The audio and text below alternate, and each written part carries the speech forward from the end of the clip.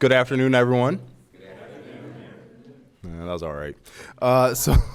So today, there's a lot of things I want to express, and I will. We have a full run of show in front of us, but I want to express a sincere thanks to everyone who came out today.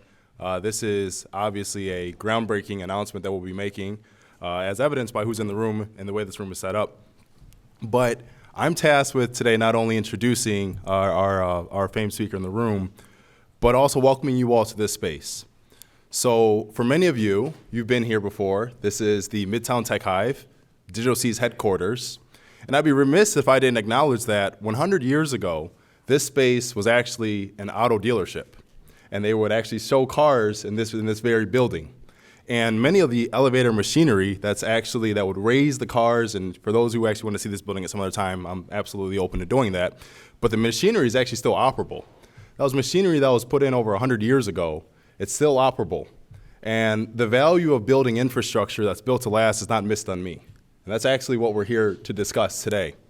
I'd also highlight that the fact that this was a dealership and showcasing vehicles that got Clevelanders driving, I have to make the extended metaphor that this is the same thing that we're doing here to getting Clevelanders driving on the information superhighway as we roll out our next generation infrastructure at Digital C. Now, thank you. The mayor led that one. Now, again, I'm going to share much more about Digital C later on when I come back up to this podium, but you're going to hear from a litany of speakers today. And I know that we have a run of show, and each of the speakers is going to introduce the other, but I do feel that it's necessary for me to even express the way I feel about each one of these speakers. So, from Council President Blaine Griffin, I had the fortune of working with him when I was at the Cleveland Foundation, and we were looking at ways to expand infrastructure in the Fairfax neighborhood. And so this isn't just a moment where we're celebrating what we've been able to accomplish together at the council table and what we're announcing today. This is something that goes back a long time. You've been a long-time champion for digital equity, so I appreciate your leadership, and I'm thankful for that. To Mayor Justin Bibb, we are both young brothers who, we can't grow beards, but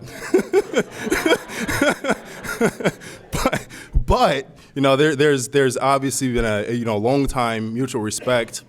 And as we are on the eve of Dr. King's birthday, it's an honor to be able to share what his legacy and how it's impacted us, that we're able to walk forward in that legacy of young black brothers in very successful positions, and I'm thankful to share that with you.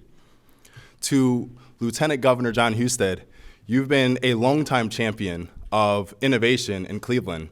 I remember when you actually gave your remarks at the Blockland Summit that we did here. And you were very powerful at that time, and you were actually one of the very few public officials in the country who was actually on the right side of history on that. And so not only do you have a legacy of innovation there, you also have a legacy of calling out big tech.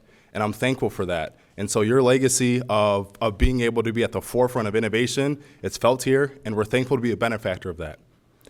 And to Governor Mike DeWine, you're a friend of Digital C. You've been a long time, obviously, successful public official, and we're thankful for that. We're thankful for the announcement today, and we see this as actionable digital equity. When I say actionable digital equity, we've done a great job, cities across the country and states across this country, of being able to highlight the need for digital equity. That's a talking point. That's not actionable yet. It's only actionable when you see this room and you see what we're committed to doing. So I thank you for being an actionable public official and taking the digital divide seriously, and I'm thankful to be in this room with you today. And I introduce Governor Mike DeWine.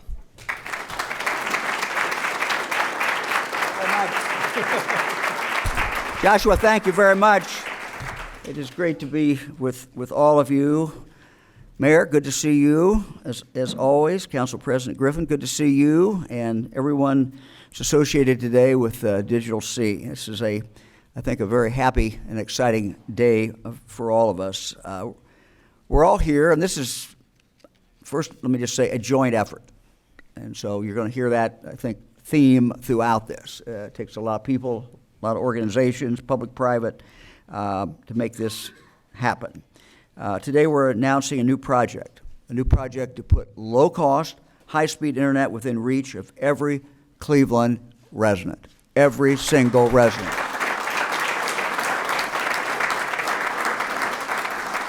Now, we all know that having access to the internet is absolutely vital today. Absolutely necessary for living and thriving in today's world. But unfortunately, we all know that reliable, low-cost connections are lacking in many communities throughout the state, and including Cleveland. That's why about 4 years ago, Lieutenant Governor Houston and I made an announcement. We announced the creation of what we called Broadband Ohio, which is really an office within the Ohio Department of Development that is dedicated to improving access to high-speed internet throughout the state of Ohio. Today we're announcing that plans to significantly expand high-speed wireless internet in Cleveland are officially moving forward, with the build-out of a low-cost, dependable, citywide broadband network, all starting next month.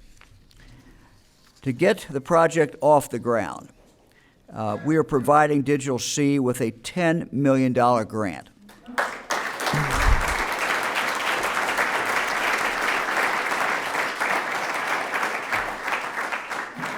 This grant is to build the network's infrastructure, and you'll see the map behind us.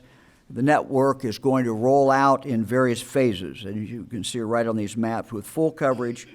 The goal, Mayor and I were talking about this, the goal is to have coverage all across Cleveland within 18 months. So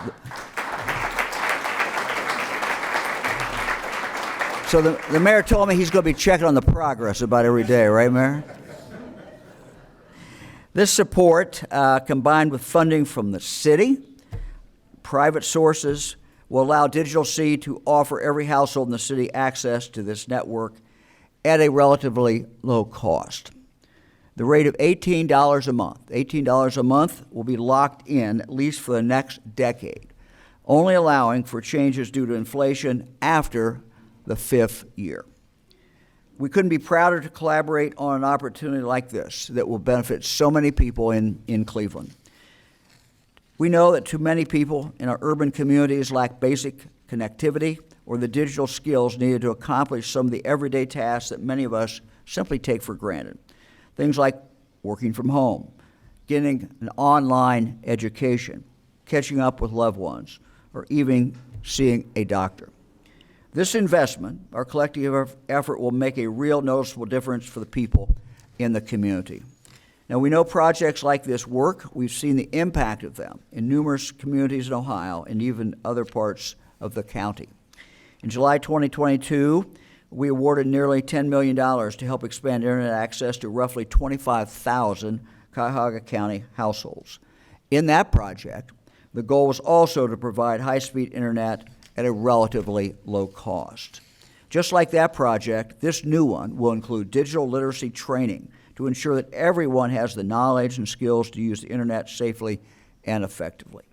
With the completion of both projects, the Cleveland metro area will have almost full internet coverage. Projects like this don't come together without collaboration and without a sincere desire to make a difference in the lives of Ohioans. So we are proud, as I said, of the partnership with Mayor Bibb, Cleveland City Council, Digital C, and everyone who's involved in this citywide broadband expansion. So today is a celebration of great things yet to come for all the citizens of the city of Cleveland. Now, I'm very honored to introduce my friend, the Honorable Mayor Bibb. Come on up. Great to see you.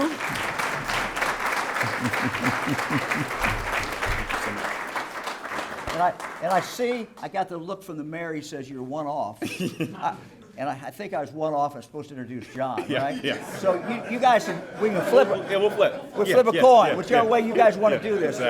Exactly. Well, first, I want to just give the governor a happy belated birthday. Governor, it's a great birthday gift for us here, for you in Cleveland. But I want to just thank Governor DeWine and Lieutenant Governor John Husted for their support and partnership. These two men truly believe that Ohio's comeback starts right here in Northeast Ohio. And this $10 million investment today is a testament to their commitment to putting their money where their mouth is. So thank you both, Governor DeWine and Lieutenant Governor John Husted, for your partnership. We appreciate it so much. I think it's also important to recognize all the amazing work that happened before today's announcement.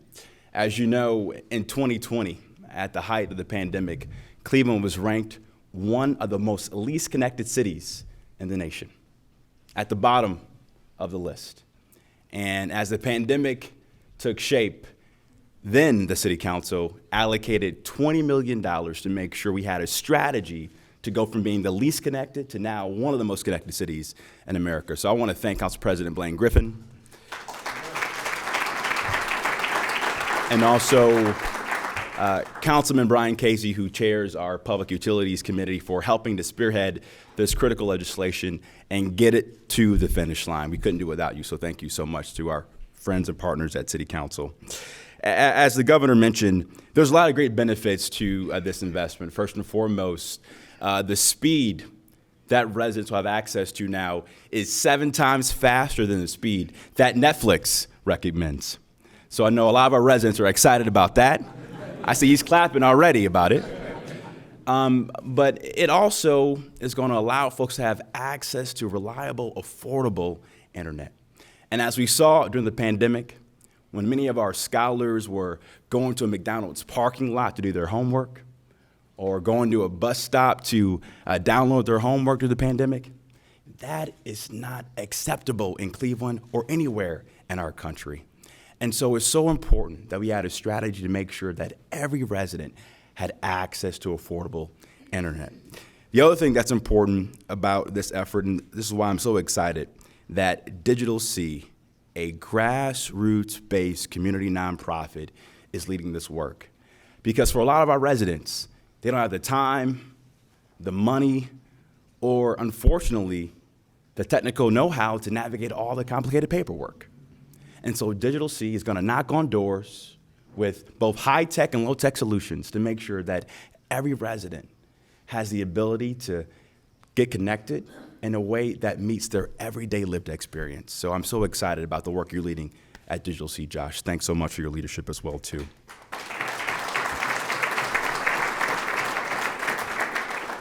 So as we conclude, I want to pass the baton to Lieutenant Governor. I was thinking about my first experience as a child getting connected to the internet. I think it was 1997, 1998. I had my first Hotmail account. I went to the East 131st Street branch of the Cleveland Public Library, and almost every day after school, I was there obsessed with learning what the internet was all about.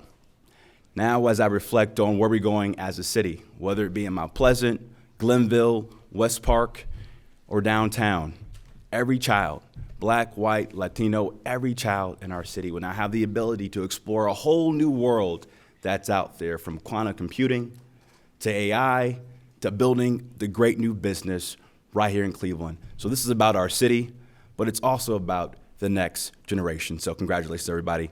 Let's get to work. Appreciate it so much. Now I'll pass the baton to my friend, our Lieutenant Governor, John Husted. Lieutenant Governor.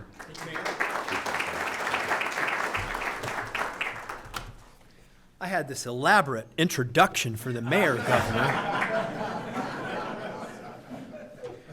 But I do know this, that the mayor, one of the things I admire about him is he has enthusiasm and optimism about the city of Cleveland. He wants to improve its image, as does the rest of the city council and the leaders here. And today is a tangible step towards making a lot of that happen.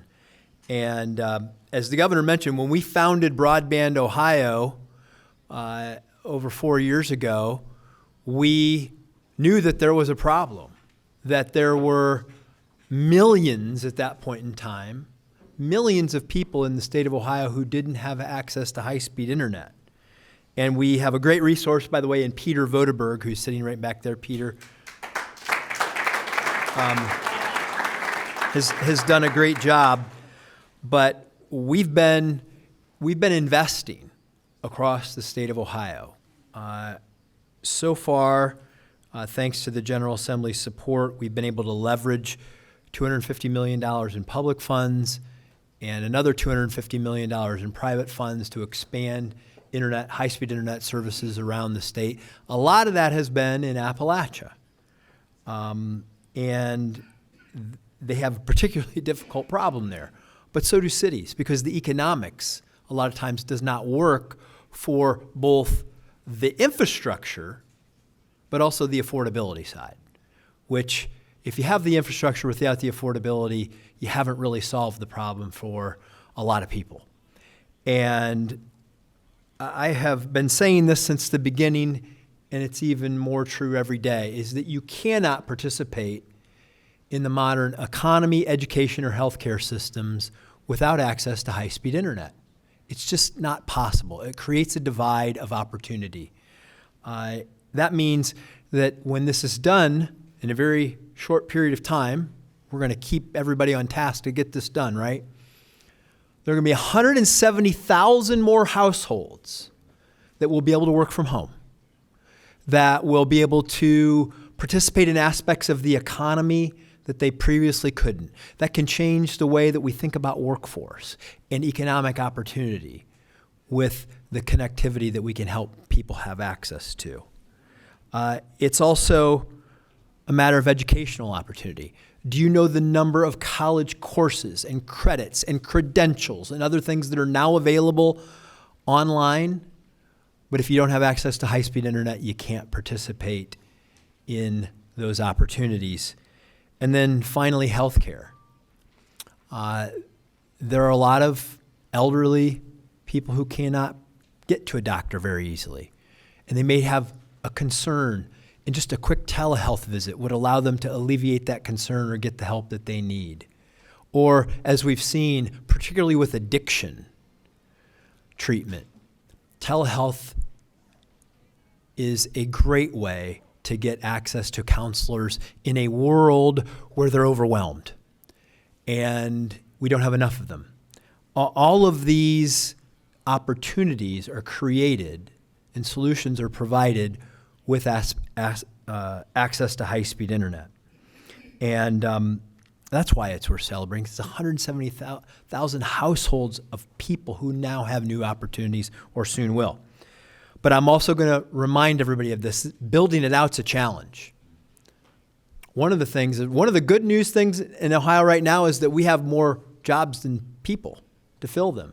The bad news is when you're trying to build high-speed internet, we have more jobs than we have people to do it, right? So we're building out that network of training centers and facilities. And I know Cleveland State and the Cuyahoga County Workforce Board just got a Super Rapids grant to help build some of the training facilities, but there are a number of job opportunities that come with this through fiber optic technician programs, telecommunications tower technicians, utility installation program resources, and the broadband infrastructure training programs to help with all of this. These are job opportunities as well. And some of them, you can earn the credential to do this in weeks. So these are opportunities as well. And so it's great to see everybody collaborating on this. The funding's great, but now the work begins, because you see all that. That's a lot of infrastructure to get built in 18 to 24 months. We want to skew towards 18 rather than 24, but got to get it done, because every day that it takes is an opportunity that someone is missing to participate in all of these wonderful opportunities. So thank you for the team and those who pulled the $50+ million together to get this going.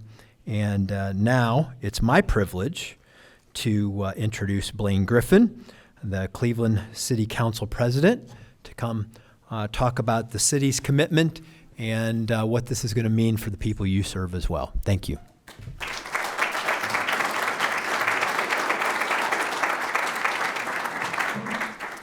Good afternoon. So first of all, I want to just say thank you to the governor and to the lieutenant governor, as well as to Digital C. And I will just tell everyone this brief story. when the pandemic hit, I got a visit from a group of young people, and they said, we want to go door to door and convince people to sign up for internet in the Fairfax neighborhood. And that made me a believer in Digital C at that time. So with the new leadership of Joshua and all of your board and all of your supporters, I know that we'll get this done. I know that council has put some tough challenges ahead of everyone. But we believe in you and we believe in this product, and we believe that this is going to be transformational for the city of Cleveland. So thank you all so much. I always have to acknowledge all of my colleagues that are here today. We have the privilege and honor of being in the great Ward 7, where Stephanie House-Jones is the leader of this area, if she could raise her hand. You heard the mayor mentioned earlier, Councilman Brian Casey, the chair of Utilities Committee. The majority leader and my right-hand person on Cleveland City Council, Carrie McCormick. The Dean of Cleveland City Council, Mike Polensik. And then I thought I seen my very good friend, the councilman for Ward 9, Kevin Conwell, walk in somewhere, but Kevin Conwell's here as well. I heard the mayor say that he got his first Hotmail account sometime in the late 90s. And it made me think about my first interaction. And needless to say, mine was on an Apple computer with an MS-DOS system. So we're a long way away from that right now. And I would just tell everyone that, you know, we're past the days when internet is viewed as a luxury. It's a necessity for day-to-day life.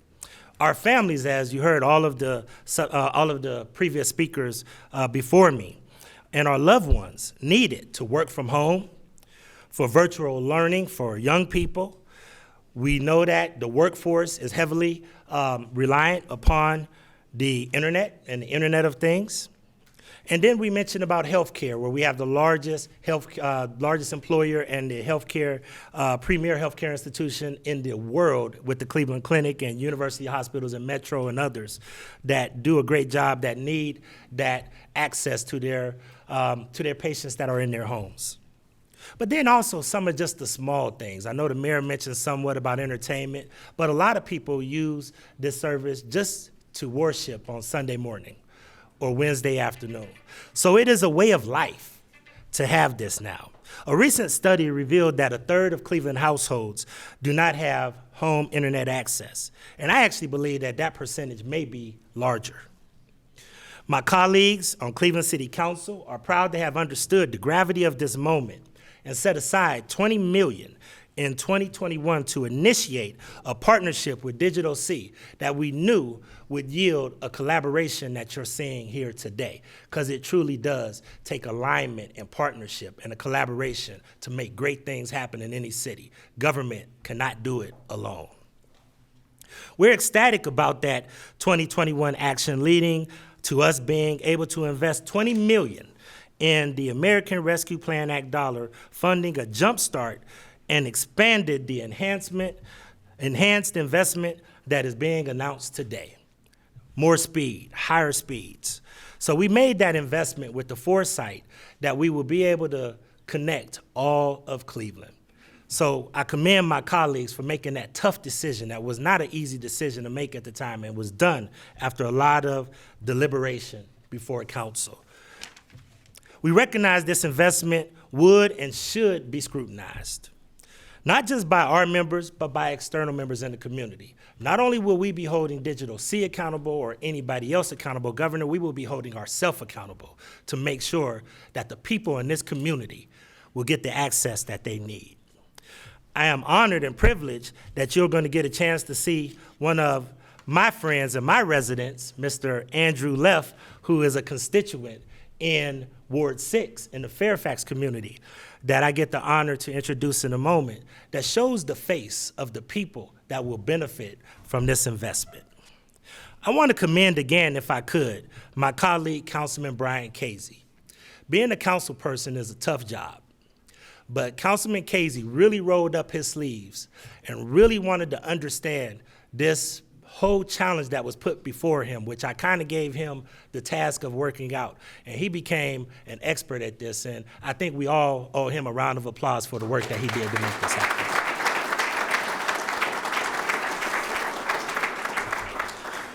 After all, this is a huge investment for our residents and our city's educational attainment and our economic development. Right outside of these doors is one of the biggest trunk lines of fiber optic cords connecting the Central Business District to the Cleveland Clinic and our Eds and Meds district. So we understand what this investment means to the city of Cleveland. Once again, ladies and gentlemen, on behalf of all the Cleveland City Council, we believe that this investment is going to be transformational. We'd like to thank all of the partners, the state, Mandel Foundation, all of the other foundations, and especially Digital C for taking on this task. We look forward to working with you to make this a smashing success. Thank you.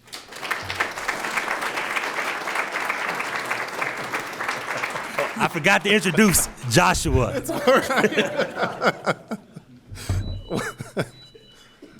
Nice. Right on time. So, you know, everyone is expressing thanks today, and as I look around the room, I'm not going to make the political mistake and singling people out to thank. Well, not everyone, but there are some people I absolutely do need to thank. First and foremost, the Digital C Board. The Digital C Board has done a phenomenal job in supporting us through our efforts and ensuring that everything that we're saying here today, they vetted us. And more specifically, they vetted me because when they did the executive search, I had to go through them. And I made a promise at that time to that board that I told them I don't have the experience of some of the more experienced telecom execs that were also interviewing for the position. And I don't have the technical ability of some of these more proficient network engineers. But what I did promise that I would bring was certainty, that I was certain that everything that I was going to do in this city was going to be for the eradication of the digital divide. And through that certainty, the board has been a guiding light and a continuous support for everything we've been able to do and everything we will do at Digital C. So I do want to give a shout out to the Digital C board.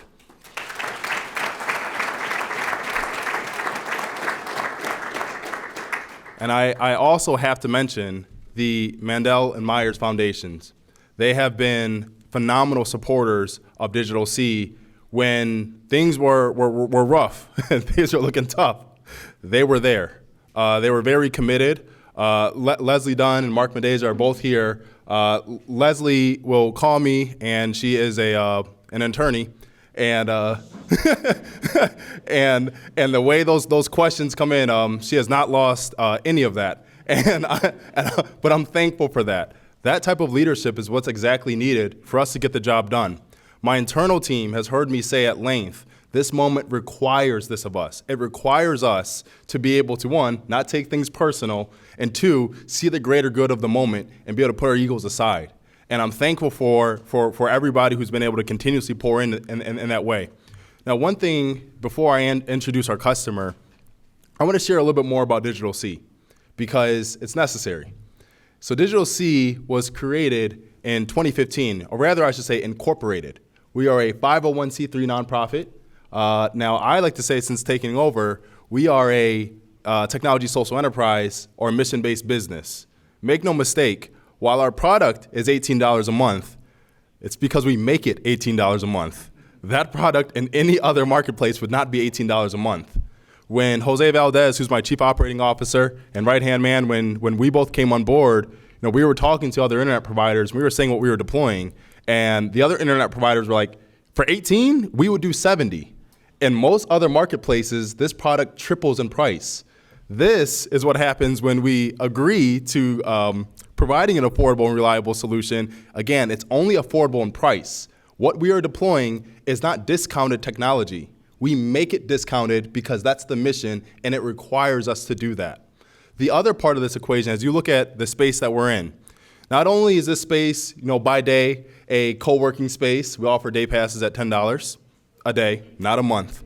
No, $10 a day. Not only is it that, we also house the Hive Cafe that's staffed by Chef Stacy Stoudemire. This is a small black woman-owned business that provides incredible food that I do eat every single day. And aside from the cafe space and that back room over there, that's our large classroom, our team actually does provide training in that building, or in that class. We've been doing that since this building's opened, but the trainings are around how to protect yourselves online, how to actually create a social media account. See, whenever you're rolling out any type of product, whether it's internet or any type of next generation technology, it's a requirement for us to always reach back and ensure that those who might be falling behind, that we take them with us. Because if not, thank you, if not, that's going to create its own digital divide. And so we are very aware that whenever we say the digital divide, yes, it boils down to those who have access to technology and those who don't, but the digital divide is a paradigm of inequity. And I need people to understand that it's a paradigm. So what you're seeing today is a paradigm shift. When we are deploying next generation technology at $18 a month, prioritizing affordability, not sacrificing on quality, that doesn't happen. That's not normal. People don't do that. Companies definitely don't do that. With everything getting more expensive these days, you expect the quality to be less. In this case, that's different. And so as you look at Digital C, this is an organization that saw the pervasive digital redlining and said, no, we're going to stand up against that. Many of you heard me say that we are a digital greenlining organization. This is exactly what we set out to do. When I had the distinct privilege and honor of serving as a public service fellow at the Chicago Metropolitan Housing Authority under Jeff Patterson, we had an incredible time figuring out how we were going to bridge the digital divide then for those residents. And my first interaction with Digital C was actually at the old Cedar high-rise, where we were deploying technology there, and that technology is still there to this day. And so I do have to commend the leadership of the Chicago Metropolitan Housing Authority as well, that they saw that need when President Obama rolled out the Connect Home initiative, and CMHA was one of the first sites in the country that said, we want to bridge the digital divide for our residents. And so as I look at both some of these organizations that are present today and Digital C's longstanding record of providing digital equity in many cases where others weren't or didn't have the ability or funding, this is something where, this is a moment where we don't take this lightly. And so today we have a customer of ours, Andrew Leff. I met Andrew when we did our public meeting here. Many of you all might have remembered that many moons ago. It's actually 6 months ago. But when we had a public meeting here and we began talking about what we were actually offering Cleveland residents, because that was the thing. You heard us say low cost, high speed, but how are we actually going to do that? This diagram behind me, not the phase build out, but the diagram behind me represents a map of 120 sites. Those 120 towers are the towers that we're going to be bringing live through our partnership with Crown Castle, American Tower, and Toronto Wireless, who is here today. And through that partnership, we're able to deploy these towers, and we've actually already deployed a few because we wouldn't be standing up here today and I wouldn't be as confident if we didn't do it. Trust me. So trust but verify, we absolutely did deploy these, and in this weather, it's nothing to us. And so as we're deploying these towers are going to go live, and immediately when this tower is live, we're going to go to the next one, then the next one, then the next one. And Lieutenant Governor, the 24 months, absolutely not. Absolutely not. Chairman Casey, nope, not over 24. 18. We're not going over 18 either. We're committed to that. We said 18. We're standing behind 18. So in 18 months, this entire city will be covered with affordable, high-speed internet provided and powered by Digital C. And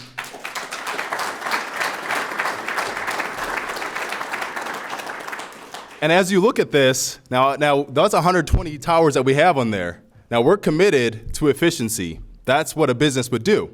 And our commitment to efficiency, Jose Valdez has had a phenomenal job of identifying ways that we can maximize the reach of our towers, which then allows us not to deploy 120 of them either. And thankfully, the Toronto technology actually allows us to do that. So don't hold me to the 120, but absolutely hold me to the 18 months, and absolutely hold me to it being citywide. And so as we look at the future for Digital C, not only did we agree within the first year to sign up 3,500 residents to our high-speed internet, we also said that we were going to train 7,500 residents to our digital skilling training next year, with a grand total at the end of the 4 years for the RFP that we received from the city. 23,500 households minimum will have access and will be paying subscribers on our network. And so that 23,500, that is the percentage of Clevelanders that we see persistently lacking affordable, high-speed internet. And again, that's the baseline for us. 50,000 residents and households will be able to take advantage of our digital skilling and our digital training. And so as you are looking at this stuff, this isn't just a few households. We're doing this at scale because we're committed to that because this moment requires us to do that. Anything short of that, well, we're not bridging the digital divide. We're bridging a divide, but that is not the digital divide that needs to be bridged. Anything short of that. If there is one household, by the time this is all said and done, that is still unconnected or underconnected, we have a responsibility to figuring out a way to connect those households. And I know with everybody in this room that that's what we're going to do. Now, back to Mr. Leff. So Andrew Leff, as a longstanding customer of Digital C in the Fairfax neighborhood, you've been able to be a beneficiary of, one, our legacy infrastructure, as well as our new infrastructure. And so today, yes, Carl, I see you. And so today, I do want to invite you to the podium and to share more about your experience with Digital C. You can go on the legacy, but absolutely on the new network as well. So thank you, Mr. Leff.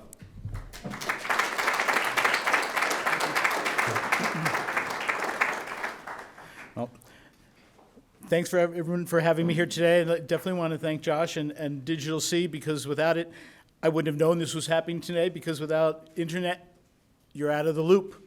Also the governor, Lieutenant Governor, Mayor, and definitely City Councilman, President, being in your ward, the fact that you got that, someone came to knock on my door. Without that, I wouldn't be the happy subscriber that I am today. I was ecstatic when I was first connected, because the service that I had previous to having Digital C show up in my home was 6 megabytes. And I hate to say it, but I live walking distance to the Cleveland Clinic, the number one hospital, depending on who asks, number one hospital in the world. I guarantee you they weren't getting 6 megabyte service at the hospital. However, because I'm suddenly on the wrong side of the tracks, but in the right neighborhood as far as I'm concerned, I was less important, and Digital C changed that for me.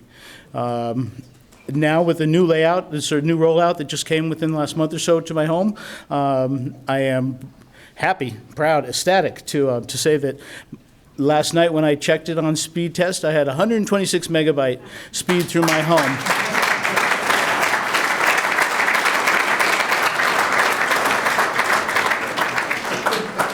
I mean, even just because AT&T promised me 6 doesn't mean that you get 6.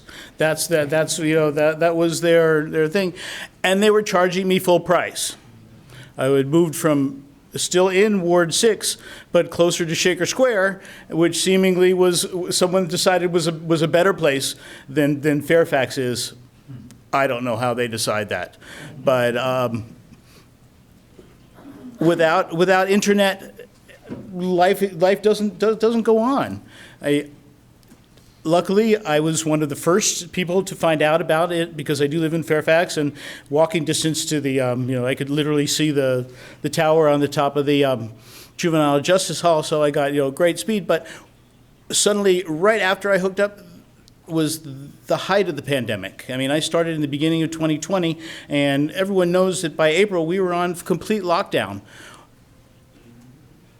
Before, I lived in my home for about a month, because when I moved from Shaker Square to Fairfax, because I hadn't been with AT&T, they made me commit for a whole nother year. They took me, I signed, I had no choice. I had to have internet when I moved. I mean, I was living in a home, I bought a little duplex. I was living upstairs.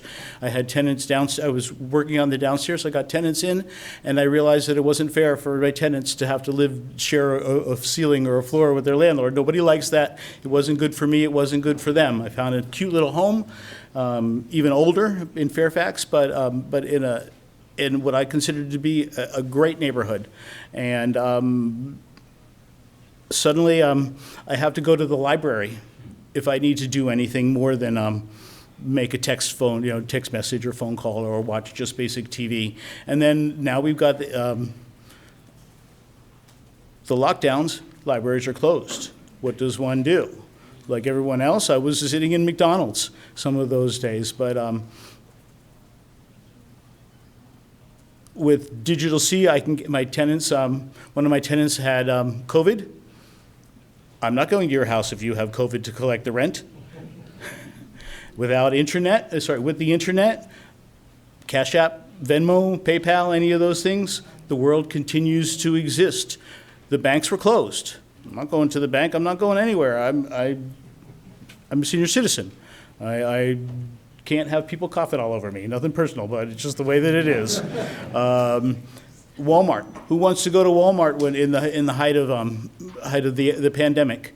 Without Walmart.com and internet, one doesn't eat.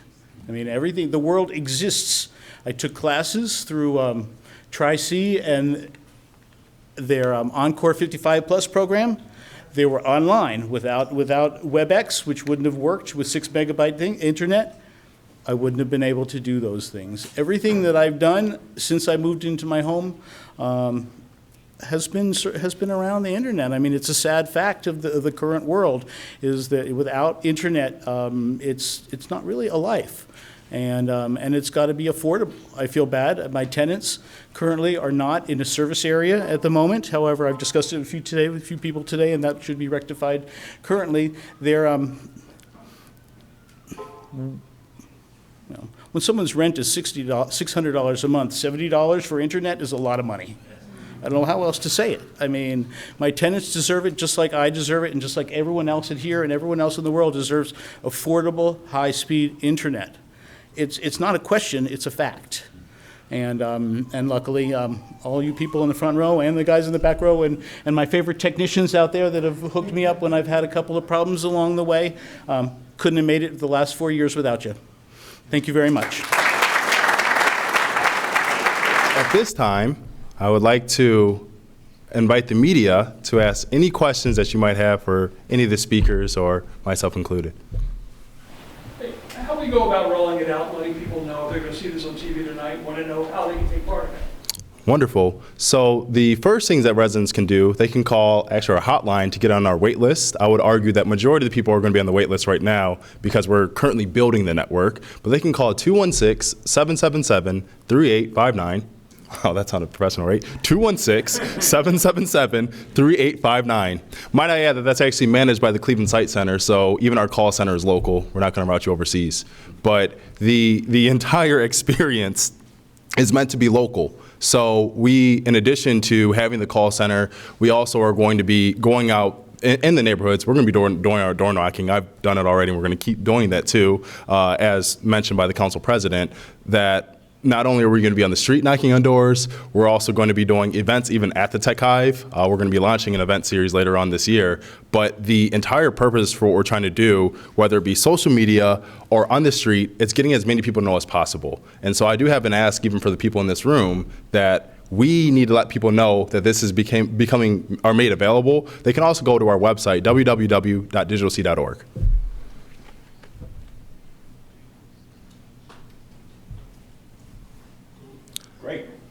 Nice. Now, hold on. I will add. I will add. Thank you. I will add that in that back room over there, for folks who have more advanced questions around our technology, I definitely want you all to ask those questions. We didn't really cover the technology as much because I know my audience, but Carl from Tirana is actually here too, and as well as our technicians who can explain what our technology is going to be deploying in that room in the back over there. So thank you all for coming out today.